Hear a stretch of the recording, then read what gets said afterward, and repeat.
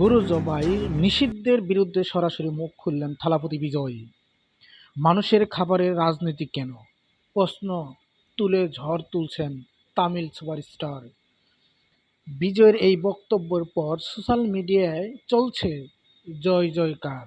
বিস্তারিত থাকছে এমআরজে TV news এর বিশেষ প্রতিবেদনে। গতকাল চেন্নাইয়ে এক অনুষ্ঠানে সাংবাদিকদের প্রশ্নের জবাবে বিজয় বলেন,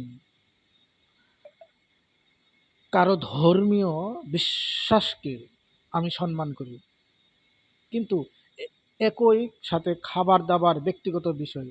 রাষ্ট্রের কাছ মানুষের প্লেট কি থাকবে তা ঠিক করা না। গরিব মানুষের প্রোটিন উৎস কেড়ে নিলে তারা খাবে কি? তিনি আরও বললেন, ভারত বৈচিত্র্য দেশ, এখানে জোর করে একটা নিয়ম করা উপর চাপিয়ে যায় না। বিজয়ের এই ৩০ সেকেন্ড বক্তব্য রাতারাতি ভাইরাল। তামিলনাড়ু, কেরালায়, কর্ণাটকে সাধারণ মানুষও বিজয়ের পাশে দাঁড়িয়েছে। অনেকেই বলছেন, একজন সেলিব্রিটি হয়েও এত স্পষ্ট কথা বলার সাহস খুব কম মানুষেরই আছে।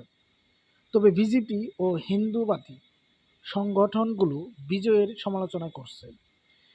বিজয় শুধু একজন অভিনেতা না, তিনি তামিল লাগা ভেবি কাজাগাম দলের প্রধান। ২০২৬ সালে তামিলনাড়ু নির্বাচনে নামবেন তিনি। রাজনৈতিক ক্লিয়ার বলছেন, বিজয়ী এই অবস্থান সংখ্যালঘু ও দলিত ভোটারদের কাছে বার্তা দেওয়ার, মানুষের অধিকার ইস্যুকে সামনে এনে নিজের রাজনৈতিক অবস্থা পরিষ্কার করলেন তিনি। বিজয়ের এই স্ট্যাটাস তাহাকে তামিলনাড়ু বাহিরে জনপ্রিয় করে তুলছে। গরু জবাই ইস্যুতে থালাপতি বিজয় এই অবস্থা নতুন বিতর্কের জন্ম দিয়েছে। খাবার কি ব্যক্তিগত অধিকার নাকি রাষ্ট্র ঠিক করবে, এই প্রশ্ন এখন সবার মুখে। দেশে বিদেশে সব আপডেট পেতে চোখ রাখুন এমআরজে টিভি নিউজ পর্দায়।